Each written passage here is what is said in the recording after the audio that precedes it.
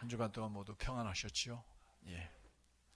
오늘 우리는 샘솟는교회 창립 5주년 기념주일을 지키고 있습니다. 지난 5년 동안 우리 샘솟는교회를 지켜주시고 여기 이만큼까지 인도해 주시고 동행해 주신 삼위 하나님께 감사와 찬송과 영광을 올려드립니다. 우리 한번 큰 목소리로 하나님 감사합니다 이렇게 한번 외쳐볼까요? 하나님 감사합니다. 예, 감사합니다. 미리 박수를 쳐버리셨는데 삼위 하나님뿐만 아니라 부족함에도 불구하고 저와 함께 교회를 든든하게 지켜주신 우리 장로님들, 권사님들, 또 여러 집사님들, 성도 여러분들께 진심으로 감사를 드립니다. 우리 모든 분들의 수고를 우리 크게 박수하도록 하겠습니다.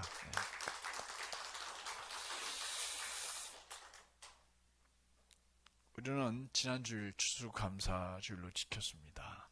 이 세상에서 가장 행복하고 맛있는 김장도 오후에 담궜습니다. 먹어보니까 정말 맛있더라고요. 그리고 그 전 2주 동안 저는 본문의 제목, 같은 제목을 가지고 2주를 내리 설교를 했습니다. 씻는 물이 흐르리라, 샘물이 흐르리라, 뭐 이런 제목으로 2주 동안 말씀을 나눴고, 오늘 이제 그 3번째 설교를 하려고 합니다. 지난 추수감사주일을 빼고 2주 동안 여러분들과 함께 나눴던 말씀들 다 잊어버리지 않고 나시리라 생각합니다만, 우리 교회가 샘솟는 교회라고 이름을 정하게 된 것은 그냥 박성기 집사님이 우연히 툭 던진 그런 그 말로 이 교회가 지어졌다, 저는 이렇게 생각하지 않습니다. 하나님께서 분명히 계획하신 일이 있고 우리 교회를 통해서 이루실 일이 있어서 우리 귀한 우리 박성기 안수 집사님의 입술을 통해서 그리고 우리 교회 온 성도들의 마음을 모아서 샘솟는 교회라는 이름을 정하게 된 줄로 믿습니다. 보통이면 담임 목사가 내놓으면 그냥 여러분들이 졌다 하고 담임 목사가 내놓은 이름을 해야 되는데 이게 어떻게 된 게 여러분들이 그냥 덥석 박성기 지사님 내놓은 이름을 정해버려서 한편 생각하니까 제가 너무너무 감사했어요. 저는 교회를 정말로 지금도 사랑합니다만 우리 박성기 지사님 그 이름을 내놓고 그 뒤로 우리 집사님 삶이 확 변해버리셨어요. 내가 내놓은 이름이 정해진 교회니까 라는 책임감과 어떤 사명감 때문에 일도 열심히 하고 또 모든 교회에 대해 열정을 내고, 더더욱 감사한 것은 여러분들의 건강을 저분이 책임지고 있다는 사실입니다. 여러분들 아프시거나 약이 필요하거나 하면 우리 박성기 지사님 이용해 주시기 바랍니다. 네. 만병통치약을 가지고 계신 분이십니다. 그러면서 저는 이제 우리 샘솟는 교회가 이렇게 이름을 정하게 되어서 우리가 이 이름에 걸맞게 어떤 교회가 돼야 될까, 제가 2주 동안 얘기를 나눴었습니다. 저는 우리 샘솟는 교회가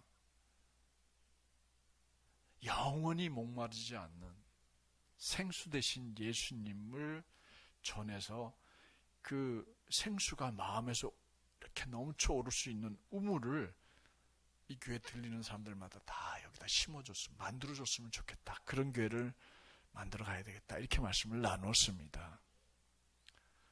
저는 참 처음엔 궁금했어요. 예수님께서 그 사마리아 수가성 우물가의 여인한테 내가 주는 물을 마시는 사람은 영원히 목마르지 않을 것이다 이렇게 얘기했어요.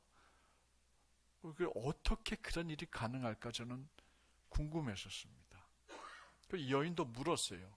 그게 어떻게 가능하냐고. 예수님이 뭐라고 말씀하시냐면 내 마음에 영원히 솟아나는 우물을 갖게 될 것이다 그러세요. 예수님이 우리에게 생수가 되셔 주시는, 영원히 목마르지 않는 생수가 되어 주신 이유는 우리 안에 예수가 샘이 되어 주시기 때문인 줄로 믿습니다.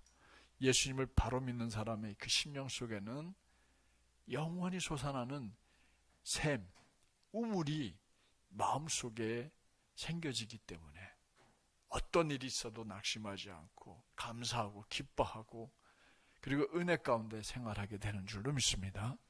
그 샘이 이 샘솟는교를 추석하는 우리 성도들, 앞으로 드나들게 될 모든 분들 마음속에, 심령 속에 반드시 생겨서 영원히 목마르지 않는 삶을 살아내는 분들이 되시길 주의 이름으로 축복합니다.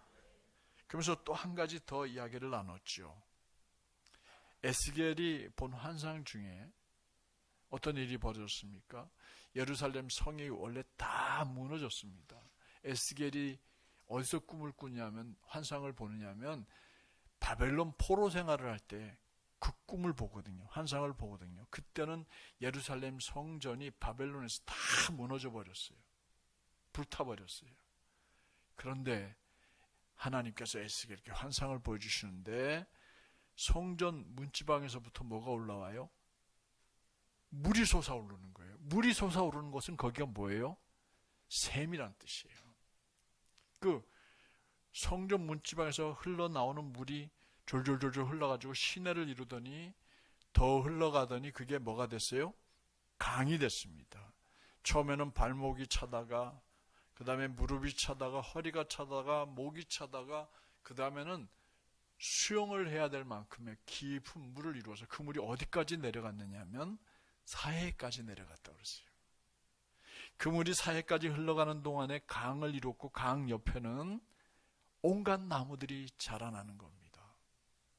그리고 사해 물고기 한 마리 살 수 없는 그 염도 높은 거기에 그 물이 다다르니까 그 안에 수초가 자라고 그 안에 물고기가 생기고 그리고 그 옆에 자라는 나무 잎들이 다 뭐가 되냐? 사람의 병을 고치는 잎사귀가 됐다고, 회복되어졌다고.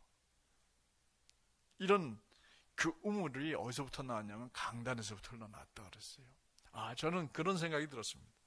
우리 샘솟는교회 이 강단에서부터 주일마다 흘러나오는 물이 여러분들 심령을 적시기를 주의 축복합니다.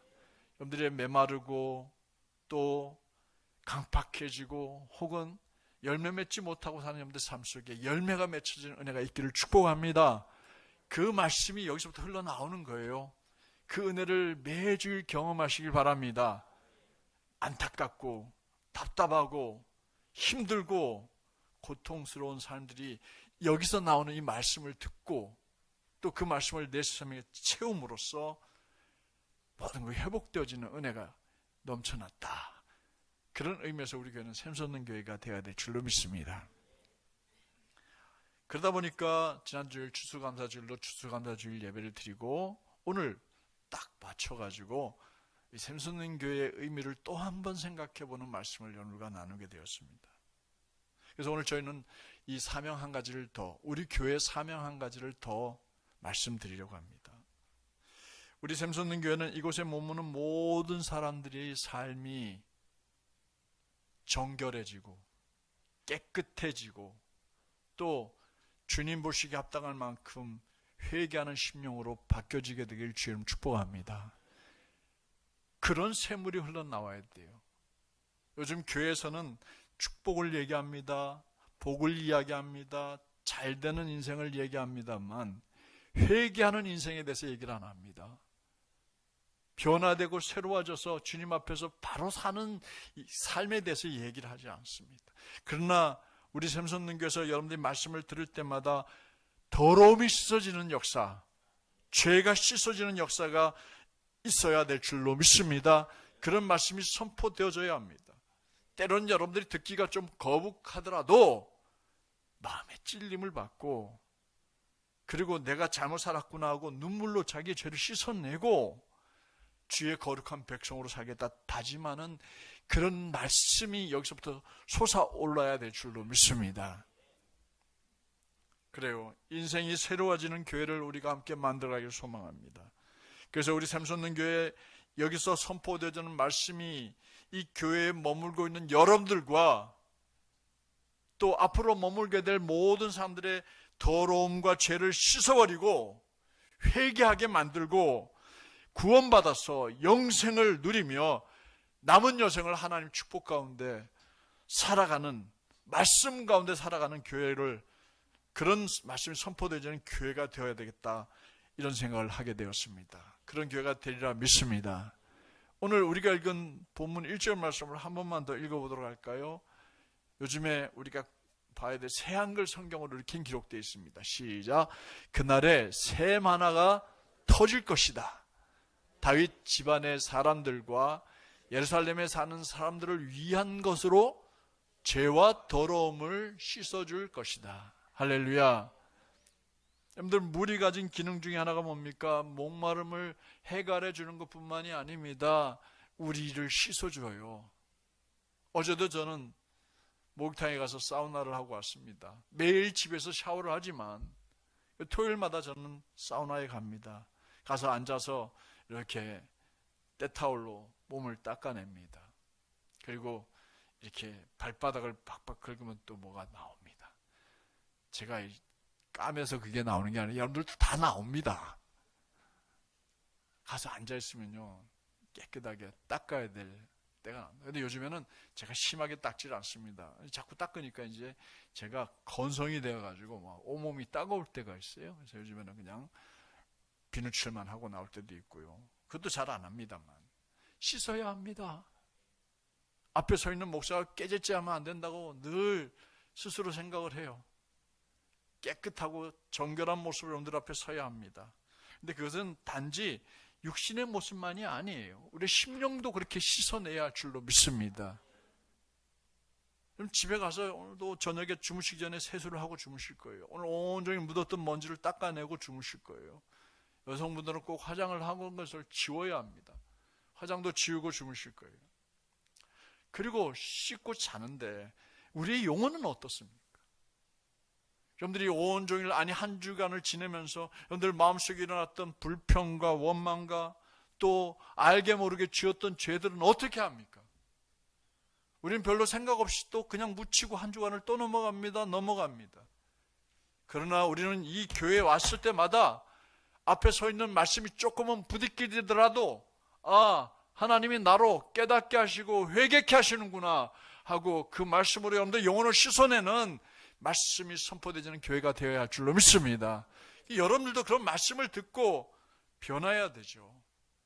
씻어내야죠. 그리고 달라져야 하겠죠. 이 본문의 말씀은 스가랴라는 말씀인데요, 스가랴 선지자는 별로 여러분들 들어본 적이 없을 거예요. 이 본문의 말씀은요, 이스라엘이 바벨론 포로 생활을 마치고 예루살렘과 이스라엘로 백성들이 돌아왔을 때, 그때부터 십몇 년이 흐른 다음에 그때 이 말씀이 전해졌어요. 돌아오라고 하는 말씀도 아니었고, 돌아와서 십몇 년이 흐른 다음에 이 말씀이 스가랴 선지자에게 임한 거예요. 그러니까 스가랴 선지자 하면은 예루살렘에서 돌아와서 이제 바벨론에서부터 돌아와서 예루살렘에 거할 때 선지자 활동을 했구나, 이걸 떠올리시면 되는 거예요. 이해가 되시죠? 이때 같이 활동했던 분이 학개라는 선지자도 있었고요, 에스라라는 사람도, 느헤미라는 사람도 다 이 당시에 활동했던 선지자들이에요. 그리고 그때 유명한 사건이 뭐냐, 스룹바벨 성전이 지어지게 됩니다. 남의 나라 얘기하는 듯이 들으시면 안 되고, 자, 이 스가랴, 학개, 느헤미야, 또 에스라, 또 스룹바벨, 이 사람들이 바벨론에서 포로 생활을 돌아, 심지어는 에스겔 선지자도 바벨론 포로로 끌려갔을 때 그때 하나님께서 거기서 선지 활동을 하게 하셨던 사람이거든요. 다 같은 시대, 거의 비슷한 시대의 사람들인데, 예루살렘으로 돌아온 이 유다 백성들은 당장 먹고 사는 문제가 시급했어요. 땅이 황폐되었습니다. 70년 동안 가꾸지 않은 땅이었어요. 집 살만한 집도 없었습니다. 그러니 당장 그들은 가난 속에 굶주리고 살았습니다. 근데 그 문제를 해결하기보다 더 더 급한 문제가 하나 있었습니다. 그건 다름이 아니라 왜 우리가 끌려가서 포로 생활을 했느냐 하는 것을 깨달아야 했어요. 왜 우리가 70년 동안 바벨론으로 끌려가야 했는지를 깨달아야 했습니다. 이게 더 중요한 문제였어요. 이걸 누가 먼저 깨닫냐면 느헤미야라는 사람이 깨닫게 됩니다. 이 느헤미야가 이제 페르시아 왕국, 바사 왕국에 있을 때였어요. 그때 임금님에게 술 따로 드리는 거, 술을 관리해 드리는 관원으로 있었어요. 여러분들 다른 것보다도 술 맡은 관원은요 어때야 돼요? 절대 신임이 필요합니다. 음식 만드는 사람도 그렇지만 이 술 맡은 관원 사람은요 거기다 뭘 넣은지 모르기 때문에 독살할 수 있는 가장 좋은 위치에 있는 사람이거든요. 근데 자기 나라를 망하게 하고 자기들을 포로로 데리고 있는 이 왕 앞에 왕이 자기 국민을 시킨 게 아니라 누굴 시켜요? 바벨론에서 예루살렘에서 끌려온 유대 사람한테 자기 목숨을 맡겨놓고 있는 거예요. 이 느헤미야는 그런 위치에 있었던 사람이에요. 70년 동안 이제 느헤미야가 거기서 지내면서 그는 어느 날 우리가 왜 여기에 노예로 끌려왔는지를 정확하게 알게 됩니다. 어느 날 이 느헤미야가 예루살렘을 방문하고 온 자기 집안 되는 사람한테서 이야기를 듣습니다. 형님, 거기에 살아남아 있는 사람들, 그 사람들은요 너무 큰 어려움을 겪고 있습니다. 큰 창피를 당하고 있습니다. 제가 가보니까 예루살렘 성벽이 무너졌고요, 예루살렘 성문은 불타버렸습니다. 비참합니다. 처참합니다. 어떻게 하면 좋을지 모르겠습니다 하는 말을 들은 느헤미야가 그 사람이 가고 난 뒤에 그 자리에 주저앉아 웁니다.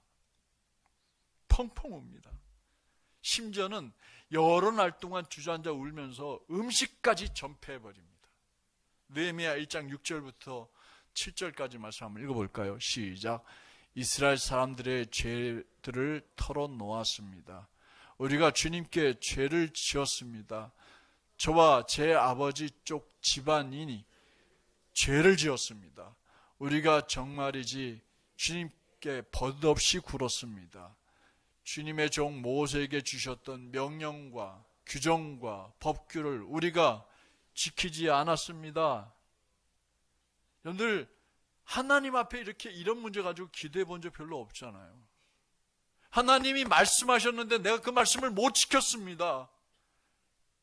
저 용서해 주세요. 이렇게 기도하는 거란 말이에요. 여러분들 이거 안 떠올려주면 저는 지금 이렇게 하나님 아버지 앞에 엎드린 느헤미야를 생각하면 제가 떠오르는 일이 하나 있어요. 제가 대학교 그 무렵에 제가 사실 기타를 좀 배우고 싶었습니다.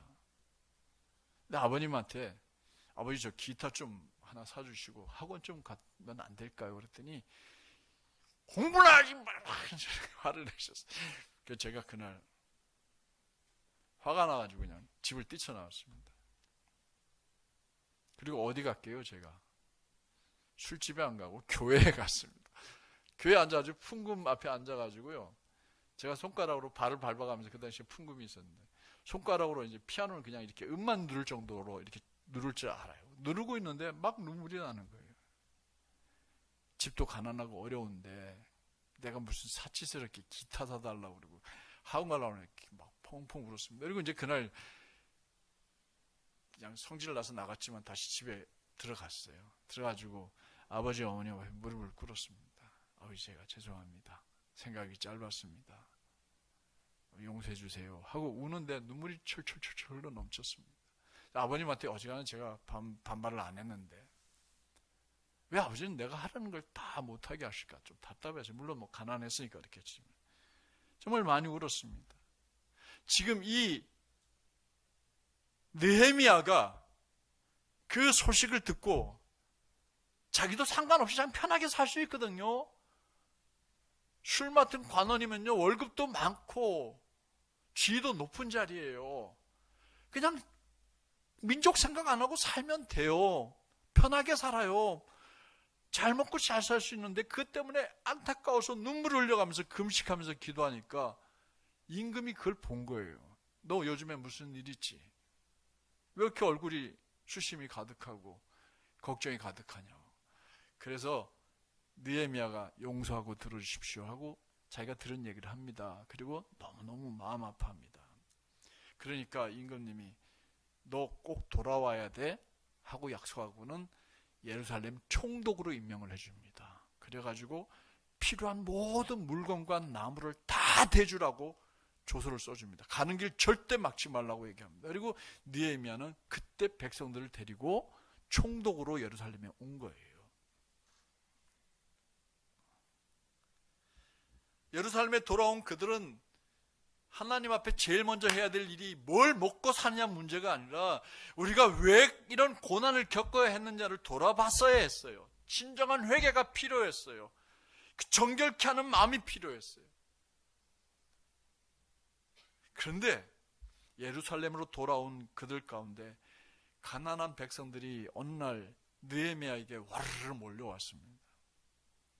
그건 눈물을 흘리면서 호소를 하는 거예요. 그건 다름이 아니라 이 가난한 백성들의 하소연이 있었습니다.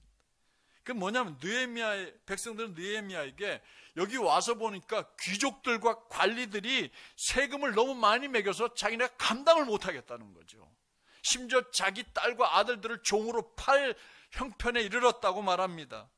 이 소리를 들은 느헤미야가 화가 많이 났습니다. 돌아와서 자기네들이 뉘우치고 어떻게 하든 백성들이 함께 잘 살기를 구해야 될 관리와 귀족들이 고리대금을 하고 있었던 거죠. 백성들을 착취하고 있었던 겁니다.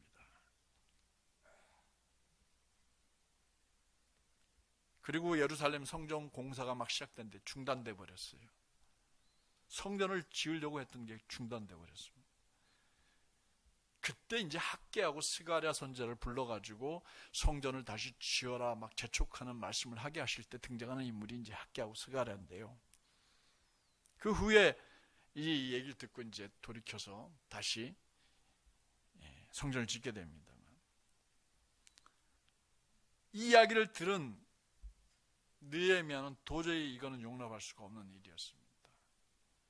그래서 성벽 공사를 예루살렘에 돌아오는 52일 만에 성벽 공사를 다 나누어 가지고 완공을 합니다. 성문은 누가 맡고 어느 구간은 누가 맡고 쫙 해가지고 갔다 온 사람들이 그 보수 공사를 다 끝내버립니다. 며칠 만에요? 52일 만에요.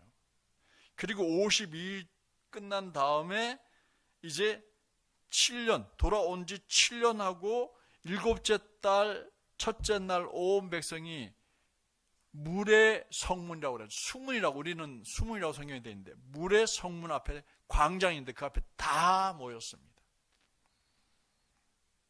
그때 백성들이 뭐라고 했냐면 에스라가 그때 학사였거든요. 제사장 겸 학사한테 우리들에게 모세의 율법을 책을 좀 읽어달라고 부탁을 해요. 그러니까 수문 광장 앞에 다 모여있는 백성들 앞에 이 에스라가 보관해 놓았던 율법, 모세가 써놓은 두루마리로 된 율법을 꺼내와서 읽었습니다. 소리내어 읽었습니다. 거기에는 백성들이 다 모여 앉아가지고 알아듣든 못 알아듣든 다 귀를 기울이고 하나님의 말씀이 무엇이었고 하나님께서 모세를 통해서 율법을 주신 것이 무엇인지를 다 귀 기울여 들었습니다. 그러면서 울기 시작합니다. 백성들이 하나님 말씀 앞에서 펑펑 웁니다. 왜요?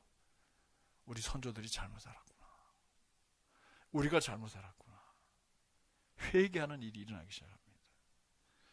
그리고는 다시 일주일 동안 초막절을 지낸 다음에 24째 되는 날 이스라엘 사람들이 또 한 번 모입니다.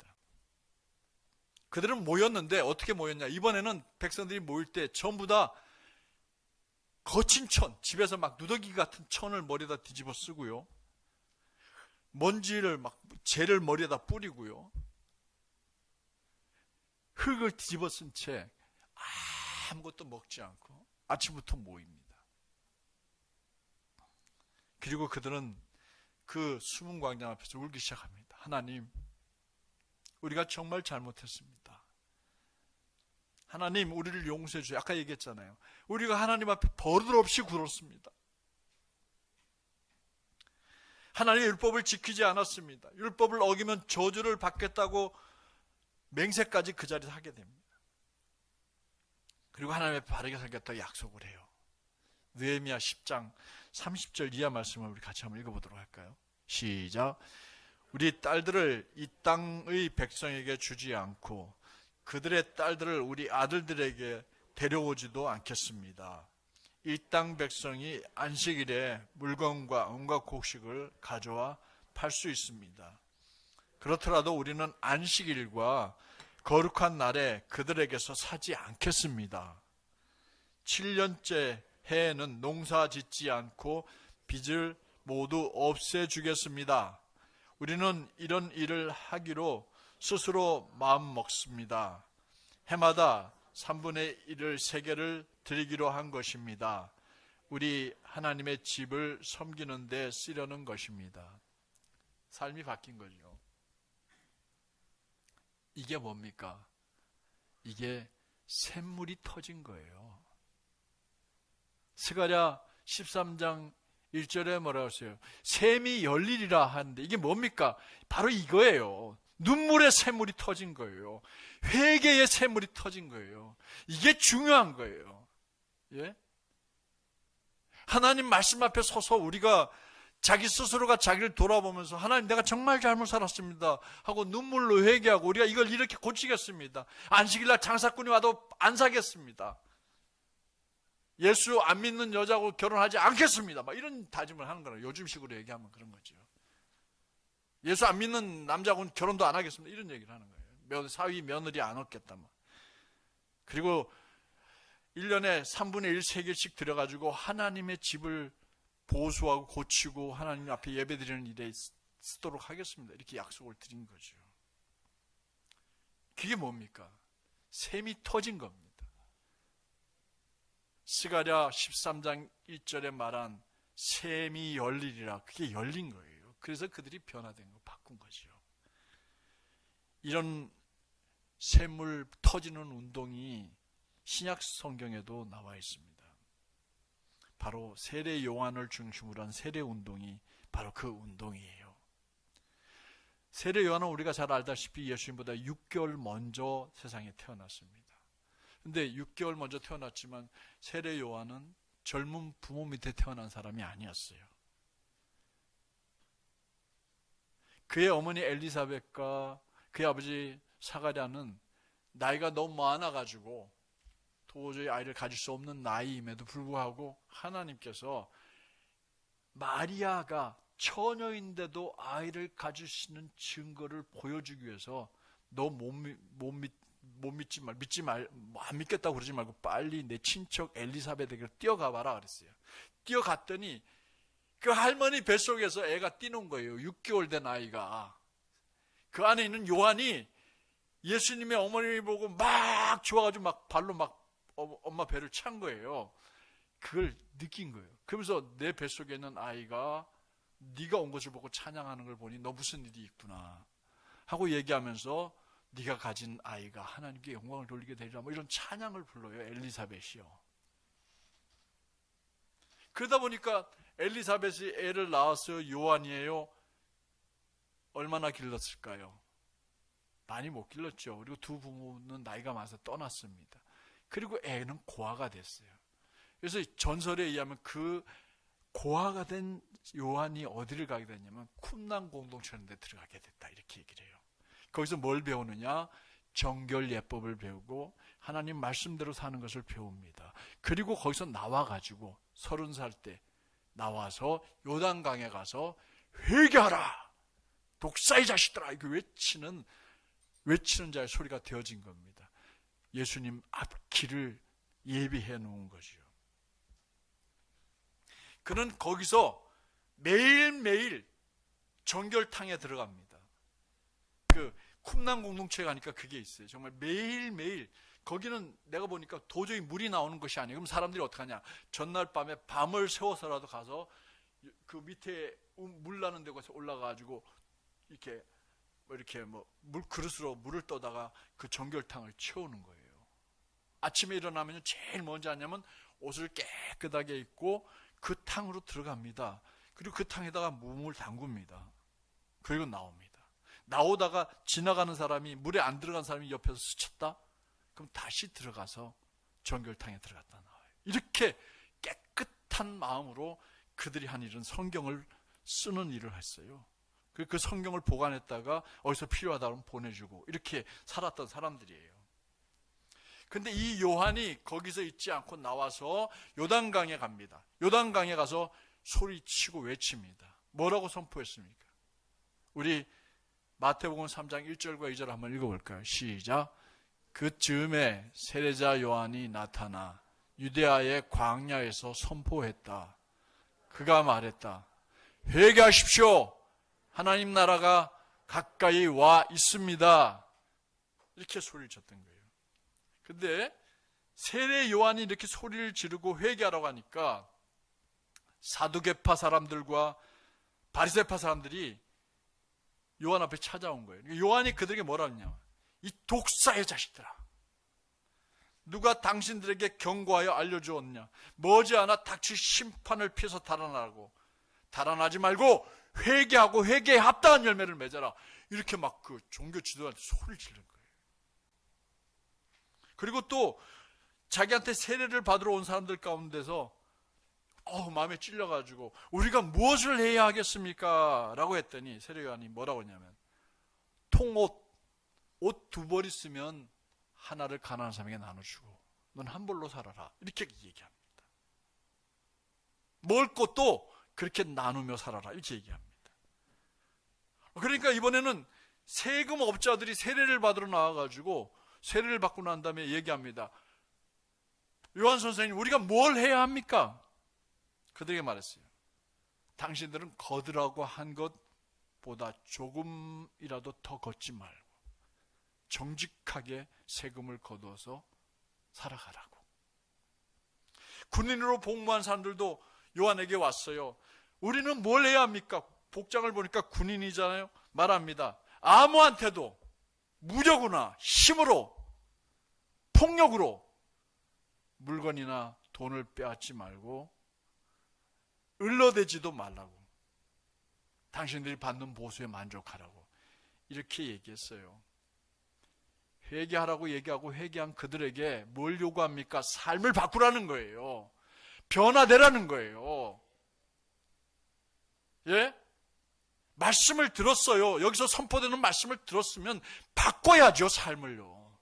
왜 옛날 방식 그대로 살아갑니까? 마음에 찔려요? 그러면 하지 말아야죠.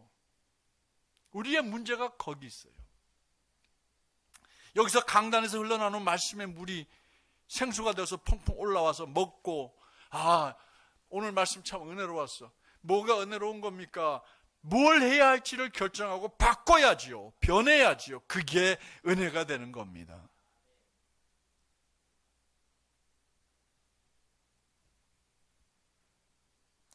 세례 요한은 요단 강물로 그들의 세례를 베풀어서 그들을 정결하게 해줬지만 근본적으로 그의 삶을 바꾸었던 거예요.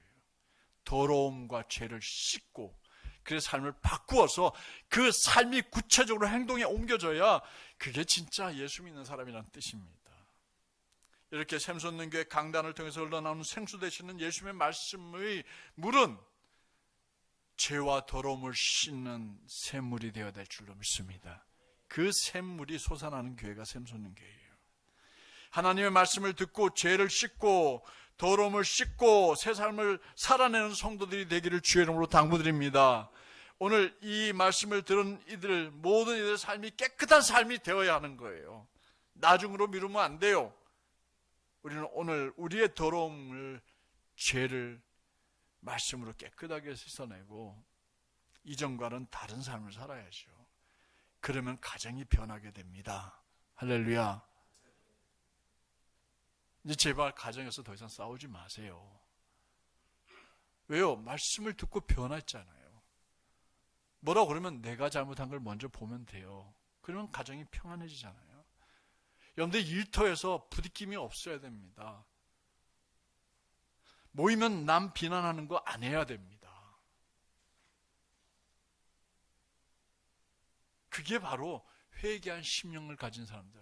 아니, 오늘 말씀을 여기서 듣고 그 흘러나오는 말씀을 듣고 깨달은 사람들의 모습인 줄로 믿습니다. 사랑하는 성도 여러분, 말씀을 마칩니다. 교회 창립 5주년 기념 주일을 맞았어요. 원래는 29일 날이 우리 교회 세운 날입니다. 우리 교회 이름을 재미로 그냥 툭 던져서 샘솟는 교회로 만든 게 아닙니다. 하나님의 특별한 뜻이 있어서 우리 교회가 샘솟는 교회가 된 줄로 믿습니다. 그러면 우리 교회는 영원히 목마르지 않는 생수 되시는 예수님을 전하는 교회가 되어야 할 줄로 믿습니다. 그리고 그 물을 주일마다 여기서 먹고 마신다면 영적으로나 육적으로 여러분들 목마르지 말아야 합니다. 늘 갈급함보다는 감사, 기쁨, 은혜로 살아가는 우리 샘솟는교회 가족들 되시길 바랍니다. 주님이 주시는 은혜를, 기쁨을 충만하게 채우고 살아가시길 바랍니다. 더 나아가 어떤 문제든지 삶을 말씀으로 바로잡고 고치고 소생시켜서 회복시켜야 합니다. 이거 하나님 말씀에 이거 아니야 하지 마세요. 정말 뭔가 부끄러운 일을 하려는데 하나님 말씀이 떠올린다. 아, 내게 경고하시는구나. 하지 마세요. 노름 하지 마세요. 네? 다른 사람한테 거짓말하는 거 하지 마세요. 모여서 다른 사람 비판하는 거 하지 마세요. 그 사람이 말씀을 들은 사람이거든요. 그리고 회복시키세요. 소생시키세요. 더 나아가서 주일마다 들리는 말씀이 내 삶 속에 붙겨와서 그 말씀이 한 주간의 나의 삶을 통해서 내가 알게 모르게 지은 죄들 씻음받는 은혜로운 말씀을 주일마다 듣고 영적으로 성장하고 더 행복하고 건강한 교회를 우리 함께 만들어가는 샘솟는 교회 성도들 되시길 주의 이름으로 축원합니다. 축원합니다. 기도하겠습니다. 우리 함께 입을 열어서 기도합시다. 기도 훈련이 잘 안 되어지는 것 같은데 좀 여러분들 기도했으면 좋겠어요. 하나님 부르고 감사합니다 말씀하시고 우리가 바라는 걸 이 시간에 아뢰는 겁니다. 하나님, 우리 샘솟는 교회가 주의 말씀이 이렇게 선포되어질 때 막 생수가 솟아나서 우리가 목말라하고 우리가 답답해하는 삶의 문제들이 해결되어지는 은혜가 있게 해달라고, 말씀을 듣고 침체하고 가라앉아 있는 우리 심령이 살아나는 역사 있게 해달라고, 그리고 말씀을 들을 때 우리의 잘못된 것이 생각나서 주님 용서해 주세요, 그렇게 살지 않겠습니다 하고 삶을 고치고 바꾸는 역사가 일어나는 교회가 되게 해달라고, 이 시간에 우리 함께 한 2분간 통성으로 기도하겠습니다. 주여 한번 부르고 기도합니다. 주여, 살아계신 하나님 감사합니다. 샘솟는 교회를 5년 동안 지켜주심을 감사합니다. 많은 분들이 오고 갔습니다. 그리고 여기 남아있는 분들이 샘솟는 교회 이름 앞에 함께 모였습니다. 하나님, 이 샘솟는 교회에서 선포되어지는 말씀은 저들의 가란 영혼을 시원하게 하고 목마른 삶을 시원하게 하는 말씀이 주일마다 선포되어지게 도와주시고 마음의 우물을 만들어 주셔서 영원히 목마르지 않게 하시는 그 예수님을 선포하는 교회가 되게 도와주십시오. 하나님, 이곳에서의 강물을 말씀의 물이 흘러 넘칠 때에 그 강물이 닿는 곳마다 회복의 역사가 일어나게 도와주세요. 살아나는 역사가 있게 해주세요. 사회가 그 죽은 바다가 다시 살아나듯 살아나게 하여 주세요. 강 좌우에 하나님, 나무에 하나님 새잎이 돋아나게 하시고 열매 맺게 하세요. 12과일이 맺혀지게 도와주세요. 아름다운 열매들이 이 교회 안에 주렁주렁 맺히게 도와주세요. 하나님, 말씀을 듣고 회개합니다. 오늘도 우리는 회개합니다. 하나님, 우리가 거짓말한 일이 있습니다. 용서하여 주세요. 우리가 하나님 앞에 온 용서하여 주세요. 서로 미워한 일이 있습니다. 용서하여 주세요. 우리의 가정이 나 때문에 평안하지가 못했습니다. 용서하여 주세요. 우리가 있는 곳에서 늘 우리는 평화를 전하며 변화된 우리 모습이 다른 이들에게 하나님 귀한 귀감이 되게 도와주세요. 예수님 이름으로 기도드립니다. 아멘. 사랑의 주님 감사합니다. 오늘도 저희들을 말씀 앞에 세워주시고 우리 샘솟는 교회 이름을 정해주신 이유를 다시 한 번 더 나누게 해주셔서 감사합니다. 하나님, 죄와 더러움을 씻어내는 말씀이 이곳에서 선포되어지게 도와주시옵소서. 그 말씀을 들을 때마다 우리가 우리의 잘못을 돌아보게 도와주시고 요한 앞에서 우리가 무엇을 해야 할까요? 라고 말했던 그 사람들처럼 우리의 삶이 변하여지게 도와주옵소서. 가정가정에 살아나는 역사가 있게 도와주세요. 하나님, 일터가 살아나게 도와주시고 사업장이 잘 되게 도와주세요. 이건 아니다 싶을 때는 언제든지 주님 멈추겠습니다. 용기 내서 멈추고 절대로 그 일이 손해보는 일이 되지 않도록 도와주시옵소서. 예수님 이름으로 기도드립니다. 찬송가 258장 우리 같이